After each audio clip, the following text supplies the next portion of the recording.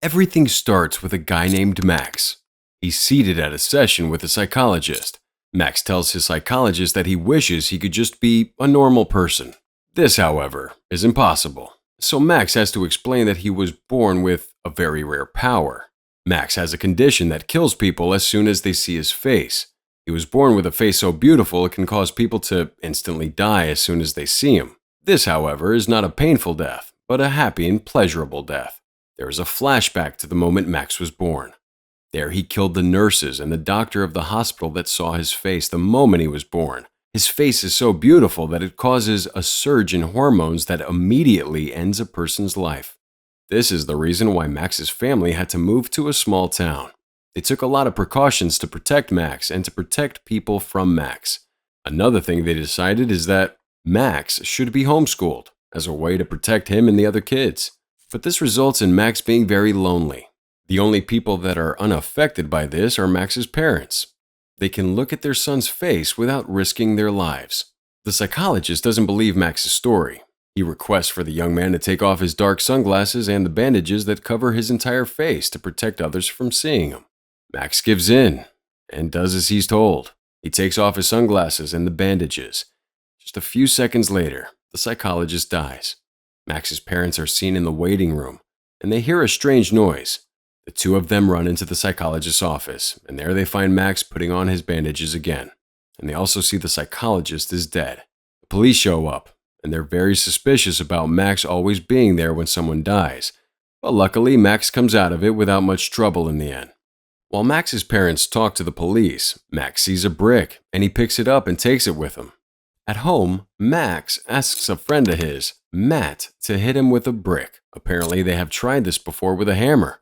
It's something Max tries to ruin his face, to stop his curse of making people die when they see his beautiful face. Matt is distracted with his phone, so Max throws it away, and this is how his friend gets to hit him.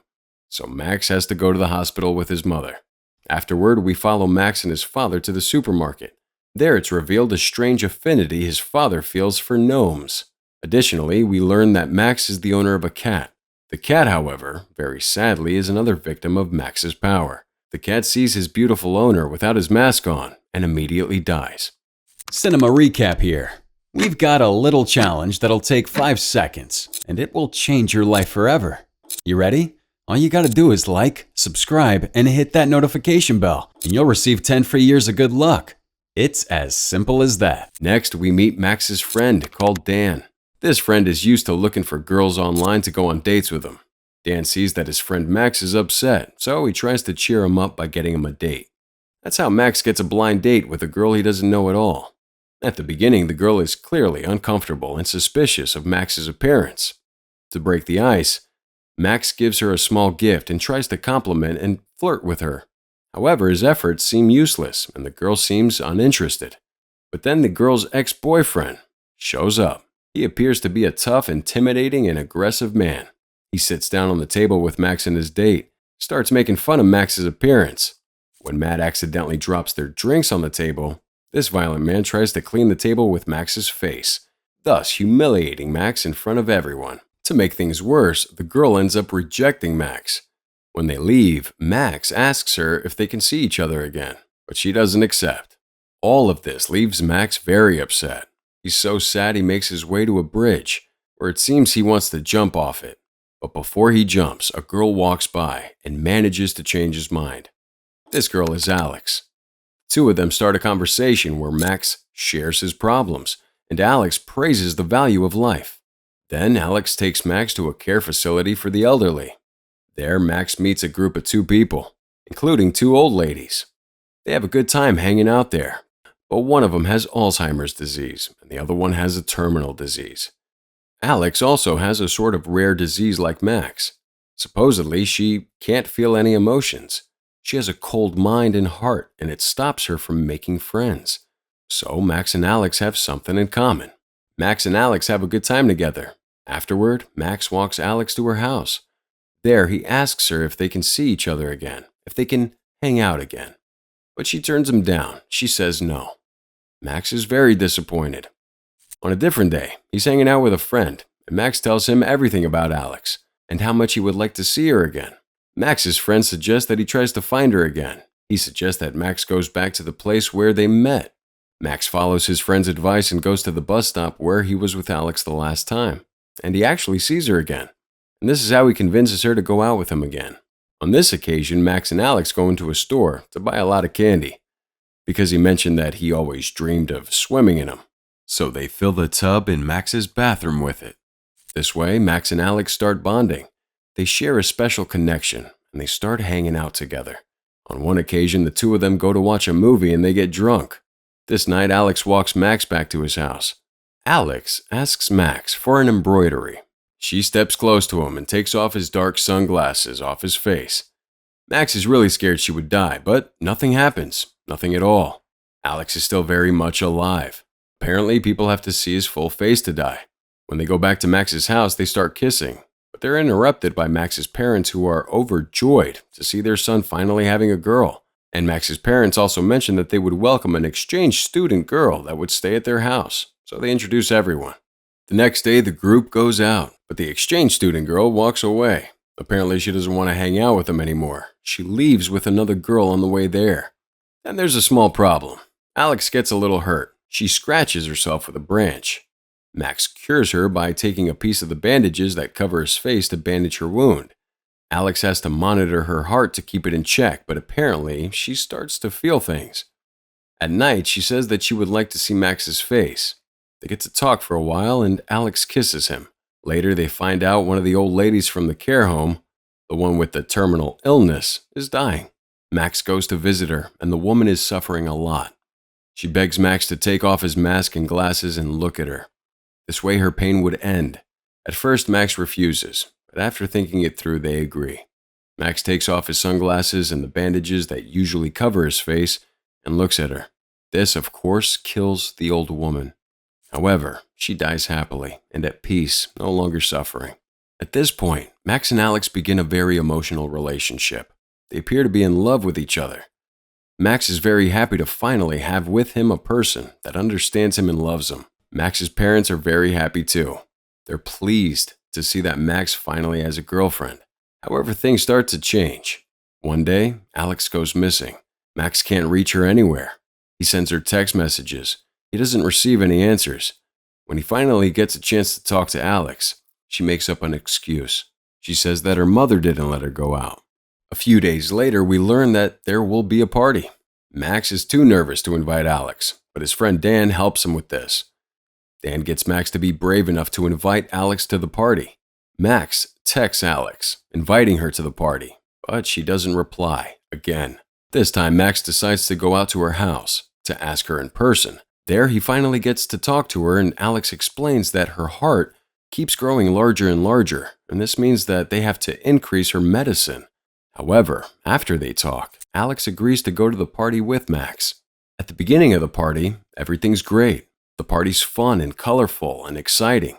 Max and Alex have a great time together. They dance, talk, and flirt. Max and Alex start dancing together, and then the song changes. The new song is very romantic. So Max and Alex have a very romantic moment with a lot of tension. But this makes Alex's heart start beating dangerously fast. It makes her nose start to bleed. She thinks this might be a really bad thing, so she walks away. Problems continue to happen at the party. Max is very upset about Alex leaving. His best friend is there, Dan. So Dan tries to support Max and cheer him up. However, the aggressive guy from the beginning of the movie shows up again. Turns out he is also the ex of Dan's girlfriend. He tries to start trouble. He's aggressive and he's annoying. This man starts bothering Max again. Makes fun of Max's mask, and he's very insistent. Then this man rips Max's mask off his face. This makes Max involuntarily show his face to Dan's girlfriend. Sadly, this means that the girl immediately dies. This is a very tense moment. This time, Max is arrested for this girl's death. The police show up and take him with them. On top of this, there's also Alex. Max sees that an ambulance arrives and they take Alex away. Max is taken to the police station. He's arrested and seems to be in a lot of trouble. Luckily, Max manages to get out of it. He gets to leave prison.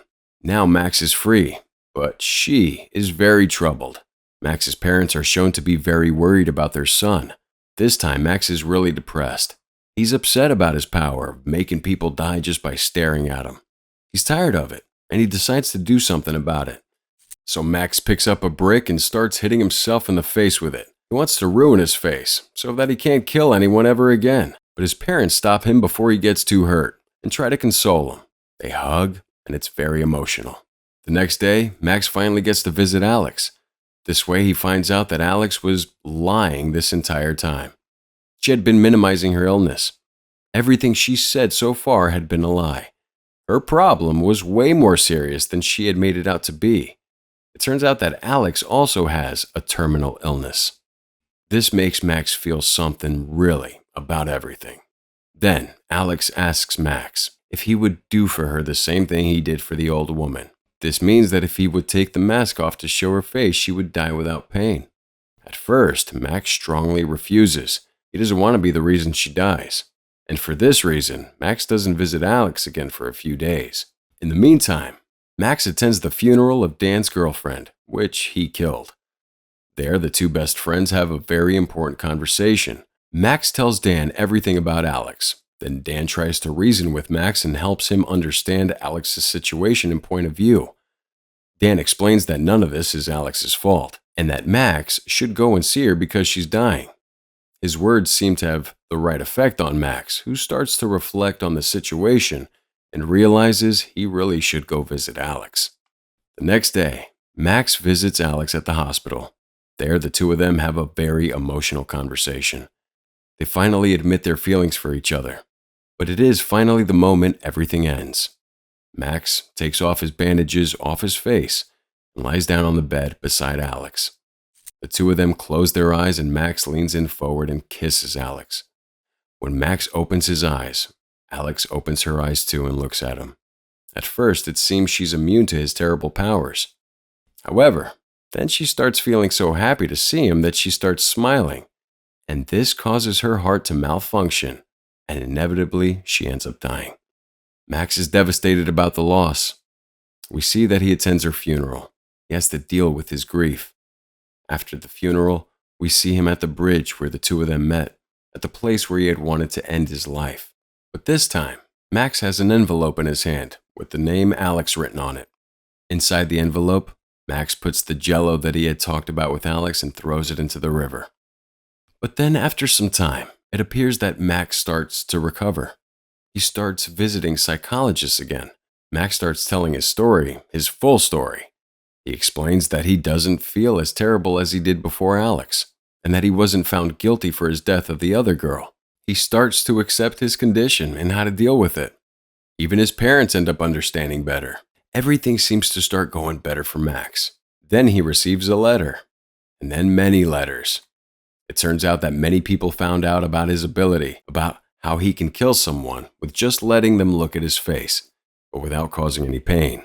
So all these people reach out to Max to ask him for help. They ask him to help patients that are dying so they can stop suffering, and they can get to die happily. He also continues to hang out with Esther, one of the old ladies from the care home for the elderly.